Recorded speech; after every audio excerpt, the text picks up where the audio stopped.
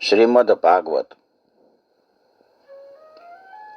11મો સ્કંદ 6ઠો અધ્યાય.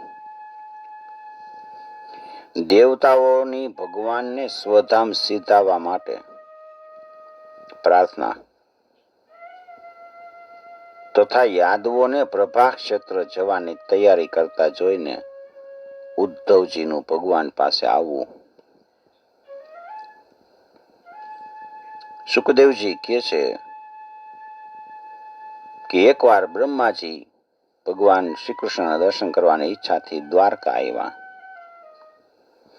એની સાથે એના પુત્ર સનકાદિક, બીજા દેવતાઓ, પ્રજાપતિની સાથે જ ભગવાન શંકર પણ ભૂતગણોની સાથે આવ્યા. ભૂતોને સાથે લઈને શંકર ભગવાન આવ્યા છે. ઇન્દ્ર, મરુદગણ ને લઈને આવ્યા છે. 12 આદિત્ય, 8 વસુ અને અશ્વિની કુમાર ઋભુ, અંગિરા ઋષિ ના વંશજ ઋષિ, 11 રુદ્રો, વિશ્વદેવો, સાધ્ય ગણો, ગંધર્વો, અપ્સરા, નાગ, સિદ્ધ, ચારણો, ગુહ્યકો, ઋષિઓ, પિતૃઓ, વિદ્યાધરો, કિન્નરો, આ બધા બ્રહ્માજીની સાથે આવ્યા દ્વારકામાં. ભગવાનનો શ્યામ સુંદર વિગ્રહ શ્રી કૃષ્ણ રૂપે બધાના મનને આનંદ આપનાર હતો. કૃષ્ણ અવતાર દ્વારા એમણે એવી લીલા કરી હતી અને એવી મંગલકારી કીર્તિનો વિસ્તાર કર્યો કે એનું ગાન અને શ્રવણ અને વર્ણન કરવાથી બધા પ્રકારના પાપ સમૂહનું નષ્ટ થઈ જાય. ઈ દ્વારકા નગરી બધી રીતે સમૃદ્ધ અને શોભાથી સંપન્ન હતી. અહીંયા ભગવાન શ્રી કૃષ્ણની લીલા માધુરી, રૂપ માધુરીનું નિર્મેષ તથા અતૃપ્ત નેત્રે દર્શન કરીને બધા કૃત્ય થઈ ઘણી વાર સુધી ભગવાનને નિહાળે છે. દેવતાઓએ ભાવપૂર્ણ હૃદયથી સ્વર્ગના બગીચામાં દિવ્ય પુષ્પોથી જગદીશ્વર ભગવાન શ્રી કૃષ્ણને ઢાંકી દીધા. સ્વર્ગના બગીચાના દિવ્ય પુષ્પથી અને સુંદર સ્તોત્રોથી અર્થસભર વાણી દ્વારા ભગવાનની સ્તુતિ કરે છે. દેવા ઉચુ નતાસ્મતે નાથ પદારવિંદમ બુદ્ધિન્દ્રિય પ્રાણ મનોવચોભિ યચિંત્યતે તરુધિ ભાવયુક્તે મુમુક્ષુભિઃ કર્મમયોરુપાસાત. તમારા ચરણોમાં અમે નમસ્કાર કરીએ છીએ. અમારી બુદ્ધિ, ઇન્દ્રિય, પ્રાણ, મન અને વાણી આપને સાષ્ટાંગ પ્રણામ કરી છે. વાણી દ્વારા બધી રીતે મુમુક્ષુજનો આપના આ ચરણ કમળનું ખૂબ જ શ્રદ્ધા, ભક્તિ અને સદભાવથી યુક્ત થઈને અંતઃકરણમાં ચિંતન કરનારી પોતાના સુદૃઢ કર્મ બંધનના પાશને કાપી નાખે છે. આપના આ ચરણ કમળમાં અમારા વારંવાર નમસ્કાર છે. હે ભગવાન, આપની ત્રિગુણાત્મક માયા સમજવી બહુ કઠણ છે. આ માયા છે એના દ્વારા આ વ્યક્ત દ્રશ્ય જગત છે એ વ્યક્ત નું આપ રજોગુણ તથા પોતાનામાં જ લીલાથી જ નિર્માણ કરો છો. સત્વગુણમાં એનું પાલન કરો છો અને તમોગુણ દ્વારા એનો સંહારે કરો છો. આ બધું કરવા છતાં પણ આપ એનાથી લેપાતા નથી, કારણ કે આપ આત્મસુખમાં જ રમણ કરો છો. એમાં માયાનો પડદો નથી. તેથી જ આપ નિરંજન દોષથી રહિત છો. આપ પોતાના અખંડ સ્વરૂપભૂત પરમાનંદમાં મગ્ન રહ્યો છો. ત્વમ માયયા ત્રિગુણ્યાત્મને દુર્વિભાવ્યમ વ્યક્તમ સૃજસ્ય વશે લુંપસી તદગુણસ્થ નૈતેર્ભવાન જિત કર્મભિરજયતે વે યત સ્વે સુખે વ્યવહિતે ભિરતો નવદ્ય. હે સ્તુતિ કરવા યોગ્ય પરમાત્મા, જેનું અંતઃકરણ શુદ્ધ નથી ને એવા લોકોની ચિત્ત શુદ્ધિ વિદ્યાભ્યાસથી શુદ્ધ થઈ જાય છે. અંતઃકરણ શુદ્ધ થઈ જાય, વિદ્યાભ્યાસ કરવો પડે. કાં તો વેદ અધ્યયનથી શુદ્ધ થઈ જાય, કાં તો દાનથી, કાં તો તપથી, કાં તો યજ્ઞાદિ ક્રિયાઓથી. અને જ્યાં ન કરતો હોય એનાથી થઈ ન શકતી હોય. પણ હે ઋષિ શ્રેષ્ઠ, હે ઋષભ, શુદ્ધ અંતઃકરણ વાળા આપના ભક્તો આપના લીલા ચરિત્રનું, આપના પ્રભાવનું, આપના યશનું અને આપના કલ્યાણકારી ગુણનું વર્ણન કરે છે, એનું શ્રવણ કરે છે. આમ કરવાથી શ્રદ્ધા દૃઢ થઈ જાય અને એનાથી જ પરાભક્તિ ઉત્પન્ન થાય. ખાલી ગુણનું કીર્તન. હે પ્રભુ, તમારા ગુણનું કીર્તન કરે, તમારી લીલા કથાઓનું ગાન કરે, શ્રવણ કરે, કીર્તન કરે, એટલે પરાભક્તિ ઉત્પન્ન થઈ જાય અને એનું અંતઃકરણ છે ને તરત જ પવિત્ર થઈ જાય છે. હે પ્રભુ,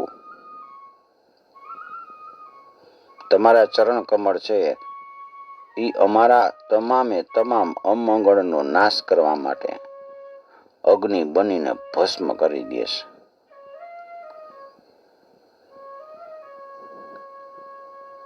અમંગળને ભસ્મ કરી નાખે છે. આપના આ જ ચરણ કમળને આપના ભક્તો પ્રેમમાં તરબોળ થઈ, ચરણ કમળમાં તરબોળ થઈ અને હૃદયમાં ધારણ કરે છે. આ બધું અમારા કલ્યાણની વૃદ્ધિ કરનારું થાવ. પોતાની ઇન્દ્રિયને જેને વશમાં રાખીશ એવા આપના ભક્તો આપનું સાયુજ્ય પ્રાપ્ત કરવા માટે ત્રણેય કાળ, વાસુદેવ, સંકર્ષણ, પ્રદ્યુમ્ન અને અનિરુદ્ધ એ ચતુર્વ્યુહના રૂપમાં આપના જ આ ચરણ કમળની ઉપાસના કરે છે. અને તેઓ સ્વર્ગને ઓળંગીને આપના પરમધામમાં પહોંચી જાય છે. ચતુર્વ્યુહ રૂપમાં ભગવાન આવ્યા હતા ને. વાસુદેવ, સંકર્ષણ, પ્રદ્યુમ્ન અને અનિરુદ્ધ.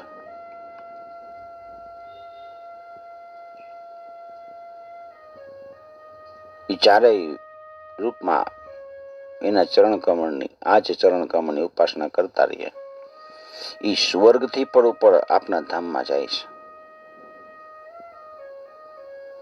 આપના ભક્તો વેદોક્ત વિધિથી હાથમાં હવિષ્યાન લઈને યજ્ઞના આહવનીય વગેરે અગ્નિમાં અર્પણ કરે અને આપના ચરણ કમળનું ચિંતન કરે છે. જ્ઞાન માર્ગ દ્વારા એ તત્વનો સાક્ષાત્કાર કરવા માટે યોગીઓ આપના આ જ ચરણ કમળનું ચિંતન કરે છે.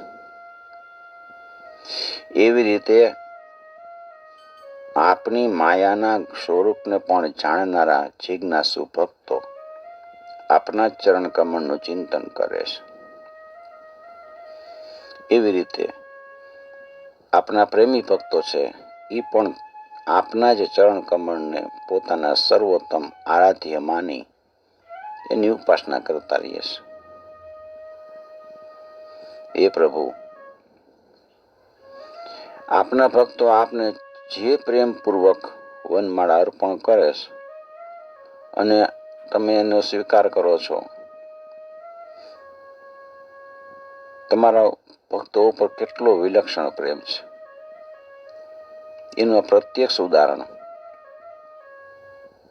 સાક્ષાત ભગવતી લક્ષ્મી પણ આપને પ્રેમ કરે છે, પણ આપના વક્ષસ્થળ પરની આસપાસ એ વનમાળાને ફેલાયેલી લઈ જોઈ અને ભક્તો માટે આપનો વિશેષ પ્રેમ જોઈને તેઓ શોકની જેમ એ વનમાળાની અદેખાઈ કરે છે.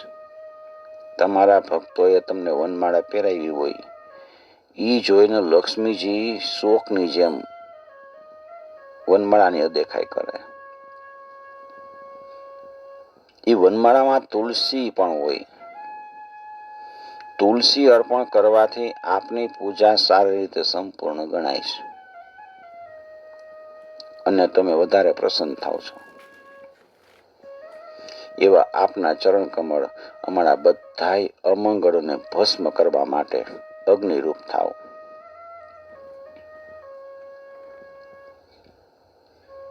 વામન અવતાર વખતે 3 ચરણ ભૂમિ માપવા માટે આપનો બીજો ચરણ સત્યલોકમાં પહોંચ્યો ત્યારે આપે આપના આ ચરણ વડે ત્રિલોકને માપી લીધું. ત્યારે આપની કીર્તિનો ધ્વજ ત્રિલોકમાં ફેલાઈ ગયો, ત્રિલોકમાં લહેરાયો. એ સમયે બ્રહ્માજીએ આપના ઈ ચરણ કમળને પખાડ્યા અને ઈ જળ પોતાના કમંડળમાં રાખ્યું. એમાંથી 3 ધારાઓ નીકળી જેને ભગીરથી ગંગા કહે છે. એ તો આપની કીર્તિ પતાકા જ છે. આપનું સ્વરૂપ છે એ અસુરોના સૈન્યને ભયભીત કરી દે છે, પણ આપના ભક્તો અને દેવતાઓનો સમૂહ હોય એને તો અભય આપે છે. તો મારું સ્વરૂપ છે એનાથી અસુરો ભયભીત થઈ જાય છે, દેવતાઓ અને ભક્તો એને અભય આપે છે. હે ભૂમા અનંત ભગવાન, આપના આ ચરણ કમળ સાધુ સંતોને તો પરમ પદની પ્રાપ્તિ કરાવનારા છે, પણ જે એનો અનાદર કરે છે એ નરકમાં જાય છે. આપના આ ચરણ કમળ ઉપાસકોના સમગ્ર પાપને નષ્ટ કરીને અમને પવિત્ર કરે. અમારા પાપ એને નષ્ટ કરી દે. નાથેલો બળદ હોય એ પોતાના માલિકને વશ થઈને કામ કરે છે. એવી રીતે બ્રહ્માજીથી લઈને જેટલા પણ શરીરધારી જીવ છે એ બધા આસપાસમાં તો લડી જ રાખે છે, અંદરો અંદર લડ્યા જ કરે છે, પણ એ તમને આધીન રહે છે. આપ કાળ સ્વરૂપ છો તથા પ્રકૃતિ અને પુરુષથી પર છો.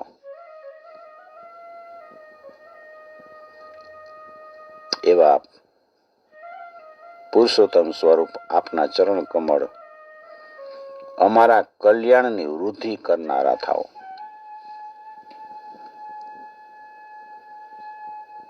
આપ આ જગતની સૃષ્ટિની ઉત્પત્તિનું કારણ, કાર્ય અને લય કરો છો. ઉત્પત્તિ કરો છો, સ્થિતિ કરો છો અને સંહારે કરો છો. એના કારણ તમે જ છો. આપ જ વ્યક્ત, આપ જ અવ્યક્ત મૂળ પ્રકૃતિ જે દેખાતી નથી પુરુષ, મહત્તત્વ આ બધાનું નિયંત્રણ કરવા વાળા છો અને કાળ સ્વરૂપ પણ આપ જ છો. સંવત્સર રૂપે ઠંડી, ગરમી અને વર્ષા એ 3 ઋતુઓ જ 3 નાભીઓના રૂપમાં આપનું કાળરૂપી ચક્ર છે. એ ખૂબ તેજ ગતિથી ચક્ર લગાવે છે. એ કાળ બધાનો નાશ કરવા માટે ખૂબ તત્પર રહે છે. અને આવા બધાના શાસક પુરુષોત્તમ આપ જ છો.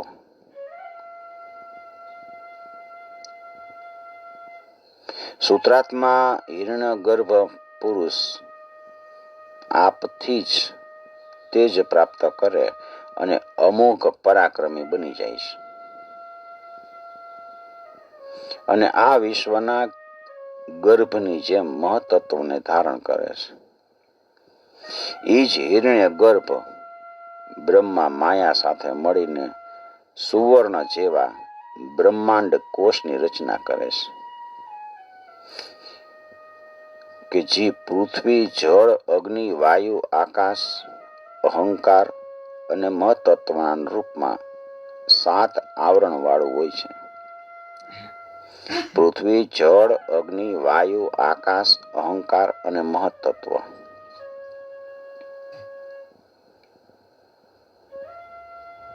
એવા 7 આવરણો વાળું છે. આ બ્રહ્માંડ વિરાટ બ્રહ્માંડ છે. એ આપનાથી ઉત્પન્ન થયું છે. આપ ચરાચર વિશ્વના અધીશ્વર છો. સંપૂર્ણ જગત માયાના ગુણથી એની વિક્રિયાથી જ ઉત્પન્ન થયું છે. એ ઋષિકેશ, તમે બધી ઇન્દ્રિયોના સ્વામી છો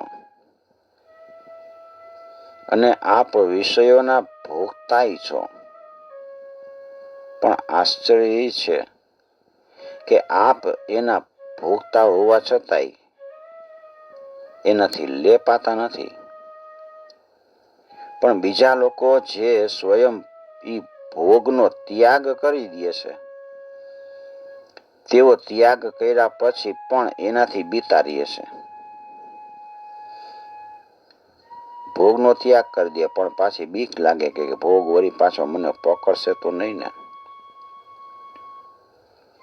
તમારા અંતઃપુરમાં 16,000 રાણીઓ છે. તેઓ પોતાના સ્મિત, હાસ્ય અને હાવભાવ ભર્યા કટાક્ષથી અભિપ્રાય દર્શાવતી તેમજ ભાવ રસને ઉત્પન્ન કરતા મધુર ભાવને જાગૃત કરીને વાતચીત દ્વારા હંમેશા કામ બાણ ફેંકી રહેલી હોવા છતાંય આપના મનને લેશ માત્ર પણ ખેંચી શકતી નથી, ચલિત નથી કરી શકતી, સમર્થ જ નથી. પરંતુ આપની આ 2 પુણ્યમય નદી જ એ ત્રિલોકના તમામ પાપને ધોઈ નાખવા પૂરી રીતે સક્ષમ છે. એમાં એક તો આપની કથામૃત રૂપી નદી, ભગવાનની કથા, એ નદીમાં ગયા અને સ્નાન કર્યું, કથા સાંભળી એટલે સ્નાન થયું. એ નિરંતર કાન દ્વારા શ્રવણ કરવામાં આવે કથાને તો હૃદય નિર્મળ બની જાય છે. અને બીજી નદી ઈ કે જે આપના ચરણના પ્રક્ષાલન દ્વારા ઉત્પન્ન થયેલી ગંગાજી છે. ભગવાનના પગ ધોયા ને એમાંથી જે ચરણામૃત નીકળ્યું એ ગંગા છે. જેના સ્નાનથી લોકો પવિત્ર થઈ જાય છે. આવી આ 2 પવિત્ર નદીઓનું પુણ્યશાળી સજ્જનો વારંવાર એનું સેવન કરે છે. શ્રી સુખદેવજી કહે છે કે પરીક્ષિત, સમસ્ત દેવતાઓ અને ભગવાન શંકર સહિત બ્રહ્માજી આવી રીતે ભગવાનની સ્તુતિ કરી. પછી તેઓ પ્રણામ કરીને પોતાના ધામમાં જવા માટે આકાશમાં ઊભા રહીને ભગવાનને આ પ્રમાણે કહેવા લાગ્યા. બ્રહ્માજી કહે છે, હે સર્વાત્મા પ્રભુ,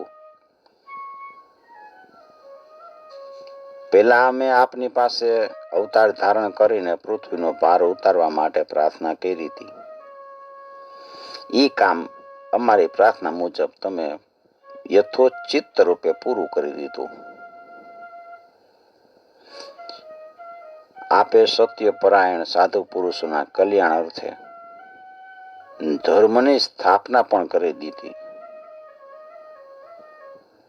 10 દિશાઓમાં એવી કીર્તિ ફેલાવી કે જેના શ્રવણથી લોકોના મન છે એના દોષ નષ્ટ થઈ જાય છે.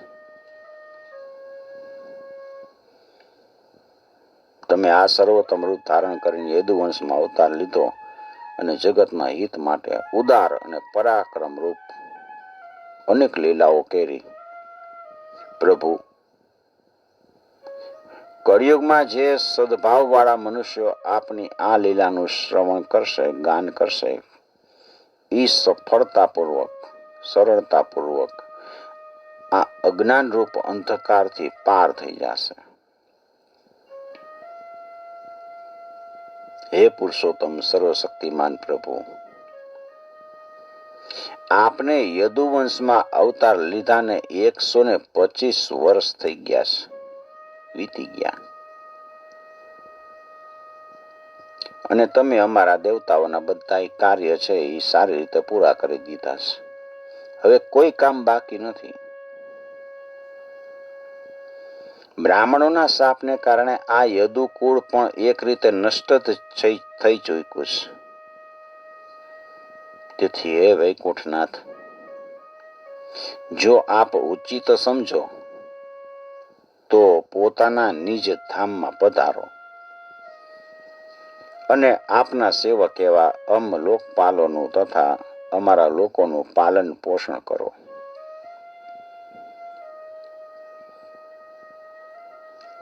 તતઃ સ્વધામ પરમં વિશસ્વ યદિ મન્યસે સલોકામ લોકપાલાન ન પાહિ વૈકુંઠ કિંકરાં.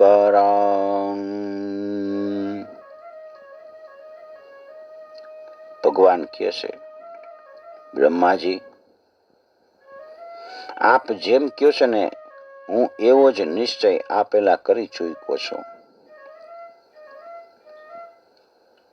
મેં આપ લોકોનું બધું કાર્ય પૂરું કરી અને પૃથ્વીનો ભાર ઉતારી નાખ્યો છે. હજી એક કામ બાકી છે. ઈ છે કે યાદવો બળ, પરાક્રમ, વીરતા, શૂરતા, ધન સંપત્તિથી ઉદ્ધત થઈ રહ્યા છે. તેઓ સંપૂર્ણ પૃથ્વીને હડપ કરવા માટે તાકીને બેઠા છે. એ લોકોને મેં બરાબર એ રીતે રોકી રાખ્યા છે કે જેમ સમુદ્રને પોતાના કિનારાની ભૂમિ રોકીને રાખે એવી રીતે મેં રોકી રાખ્યા છે. આ બધા ઉદ્ધત થઈ જવાના. જો હું અભિમાની અને ઉચ્છૃંખલ યાદવોના આ વિશાળ વંશનો નાશ કર્યા વિના જઈશ ને તો એ બધી રીતે બધી મર્યાદાઓને ઓળંગીને સમગ્ર લોકોનો સંહાર કરી નાખશે.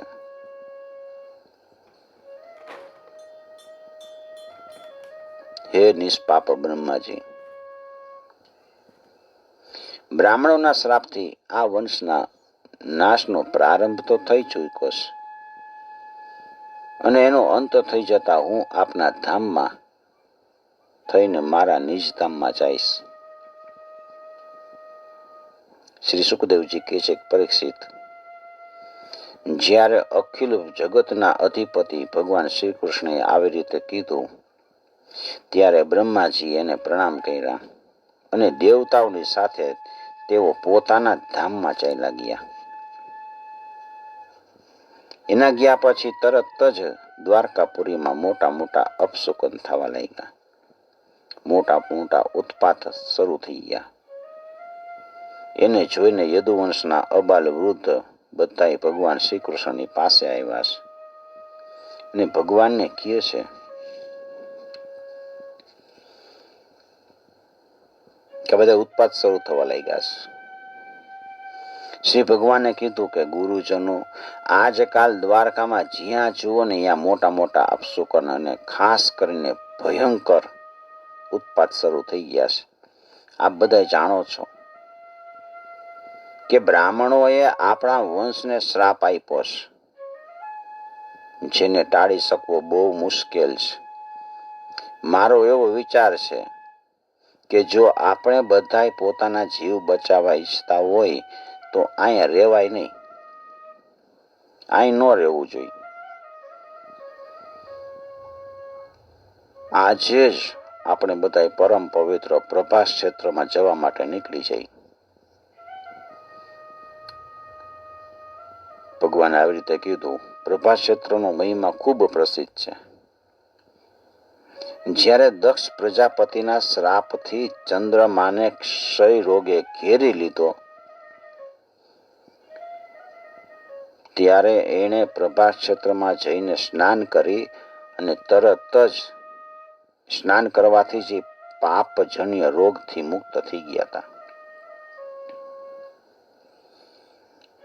અને સાથે સાથે તેમણે કળાઓની અભિવૃદ્ધિ પણ એને પ્રાપ્ત થઈ ગઈ. આપણે પણ પ્રભાસ ક્ષેત્રમાં જઈને સ્નાન કરી દેવતાઓ અને પિતૃઓનું તર્પણ કરશું અને સાથે સાથે અનેક ગુણકારી પકવાન તૈયાર કરી અને શ્રેષ્ઠ બ્રાહ્મણોને ભોજન કરાવશું. ત્યાં આપણે એ સુપાત્ર બ્રાહ્મણોને પૂરી શ્રદ્ધાથી દાન દક્ષિણા આપશું. આ સત્કર્મથી આપણે મહાન સંકટને પાર કરી જાશું. જેમ કોઈ નૌકા દ્વારા સમુદ્રને પાર કરી જાય ને એવી રીતે આપણે મહાસંકટને પાર કરી જાશું. સુખદેવજી કહે છે કે જ્યારે ભગવાન શ્રી કૃષ્ણએ આવી રીતે આજ્ઞા આપી એટલે બધા યાદવો એને એકમતે સ્વીકારી અને પ્રભાસ ક્ષેત્રમાં જવાનો નિશ્ચય કરી લીધો. બધા પોતપોતાના રથ તૈયાર કરવા લાગ્યા છે. પરીક્ષિત, ઉદ્ધવજી છે ને એ ભગવાનના પ્રિય, અત્યંત પ્રિય સેવક.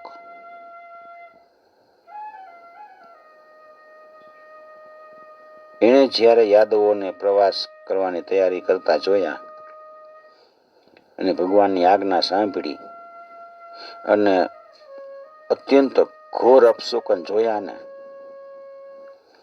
ત્યારે તે જગતના એકમાત્ર અધીશ્વર ભગવાન કૃષ્ણને પાસે એકાંતમાં જઈને મળે છે. ભગવાનના ચરણમાં મસ્તક મૂકી અને પ્રણામ કરે છે. હાથ જોડીને એને પ્રણામ કરતા કરતા પ્રાર્થના કરવા લાગ્યા છે. હે યોગીશ્વર, હે દેવાધિદેવ, આપની લીલાઓના શ્રવણ કીર્તનથી જગત પવિત્ર થઈ જાય છે. આપ સર્વશક્તિમાન પરમેશ્વર છો, બ્રાહ્મણોના શાપનું નિવારણ કરવા માટે સમર્થ છો, છતાંય આપે એમ નથી કર્યું. એટલે હું એવું સમજો છું કે યદુવંશનો સંહાર કરીને આ બધું સમેટીને આપ પણ અવશ્ય આ લોકનો પરિત્યાગ કરી દેશો, મને એવું લાગે છે. દેવદેવેશ યોગેશ પુણ્ય શ્રવણ કીર્તન સમૃત્યેતત કુલમ નૂનમ લોકમ સંત્યક્ષ્યતે ભવાન વિપ્રશાપમ સમર્થોપી પ્રત્યહન્ન યદીશ્વર. હે શ્યામ સુંદર, હું અર્ધી ક્ષણ માટે પણ આપના ચરણ કમળને છોડી શકતો નથી. હે મારા જીવનના સર્વસ્વ, હે મારા સ્વામી, આપ મને આપના ધામમાં સાથે લઈ જાઓ. નાહમ તવાંત્રિકમલમ ક્ષણાર્ધમપી કેશવ ત્યક્તુમ સમુત્સહે નાથ સ્વધામ નયમાવપી. મને હારે લઈ જાઓ. તવ વિક્રીડિતમ કૃષ્ણ નૃણામ પરમ મંગલમ કર્ણપીયુષમાસ્વાદ્ય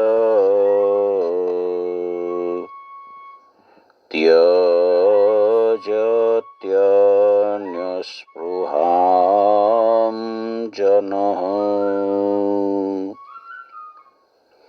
આપની એક એક લીલા મનુષ્ય માટે પરમ કલ્યાણકારી અને કાન માટે અમૃત સ્વરૂપ છે. જેને એકવાર એ રસનો ચસ્કો લાગી જાય છે એનું મન પછી બીજી જગ્યાએ જાતું નથી. પ્રભુ, અમે તો ઉઠતા બેસતા સૂતા જાગતા હરતા ફરતા રમતા રમતા ભોજન કરતા શું શું ગણાવું તમને. અમારી પ્રત્યેક ક્રિયાઓ આપની સાથે જ થતી રહેતી હતી. આપ અમારા પ્રિયતમ છો, વધારે તો શું, આપ અમારા આત્મા જ છો. આવી સ્થિતિમાં અમે આપના પ્રેમી ભક્તો આપને કઈ રીતે છોડી શકી. અમે આપના પ્રસાદી માળા, ચંદન, વસ્ત્ર, અલંકાર ધારણ કર્યા, એનો ઉપભોગ કર્યો. અમે આપના પ્રસાદના અધિકારી સેવક છીએ. તેથી અમે આપની માયા ઉપર અવશ્ય વિજય થઈ જાશું. અમે તમારી માયા ઉપર વિજય પ્રાપ્ત કરી લેશું. તેથી હે પ્રભુ, અમને તમારી માયાનો ભય નથી. ભય આપનો વિયોગ થાય ને એનો છે. મોટા મોટા ઋષિ મુનિ હોય છે, દિગંબર રહીને આ જીવન નૈષ્ઠિક બ્રહ્મચર્યનું પાલન કરતા રહીએ અને આત્મવિદ્યા માટે ભારે પરિશ્રમ કરે. આવી રીતે કઠોર સાધનાથી એ સંન્યાસીઓના હૃદય પવિત્ર થઈ જાય છે અને થઈ શકે. અને ત્યારે ક્યાંક તેઓ સમગ્ર વૃત્તિઓની શાંતિ રૂપી જે નિષ્કામ આસ્થામાં સ્થિત જઈને બ્રહ્મ નામવાળા ધામને પ્રાપ્ત થાય છે. હે મહાયોગેશ્વર, અમે તો કર્મ માર્ગમાં ભટકી રહ્યા છીએ. પણ એ ચોક્કસ છે, અમે આપના ભક્તજનો સાથે આપના ગુણ અને લીલાઓની ચર્ચા કરશું તથા મનુષ્ય જેવી લીલા કરતા આપે જે કંઈ કર્યું છે અથવા કીધું છે એનું સ્મરણ કરશો, કીર્તન કરશો. સાથે સાથે આપનું ભાષણ, ગતિ, મંદ હાસ્ય, દર્શન તથા આપના સુમધુર વાર્તાલાપની સ્મૃતિમાં તલ્લીન થઈ જાશું. માત્ર આનાથી જ અમે દુસ્તર માયાને પાર કરશું. તેથી અમને માયાને તરવાની નહીં, પણ આપના વિરહની ચિંતા છે. આપ અમારો ત્યાગ ન કરો, અમને સાથે લઈ જાઓ.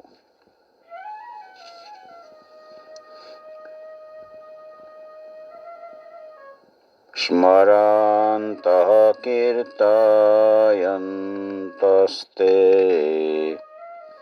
કૃતાની ગદિતાની ચ गत्योत्स्मिते क्षणक्ष्वेली યનૃલોકવિડંબનમ. શુકદેવજી મહારાજ કહે છે કે પરીક્ષિત, જ્યારે ઉદ્ધવજીએ દેવકી નંદન ભગવાન શ્રી કૃષ્ણની આવી રીતે પ્રાર્થના કરી, ત્યારે તેમણે પોતાના અનન્ય પ્રેમી સખા ઉદ્ધવજીને કીધું,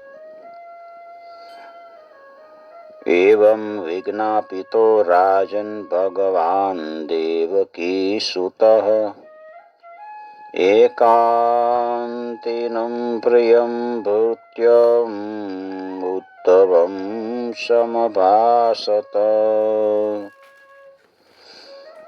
ઇતિ શ્રીમદ્ભાગવતે મહાપુરાણે પારમહંસ્યાં સંહિતાયાં એકાદશસ્કંધે ષષ્ઠોऽધ્યાય શ્રીકૃષ્ણાર્પણં સમર્પયામિ. ઓમ નમો ભગવતે વાસુદેવાય. ઓમ નમો ભગવતે વાસુદેવાય.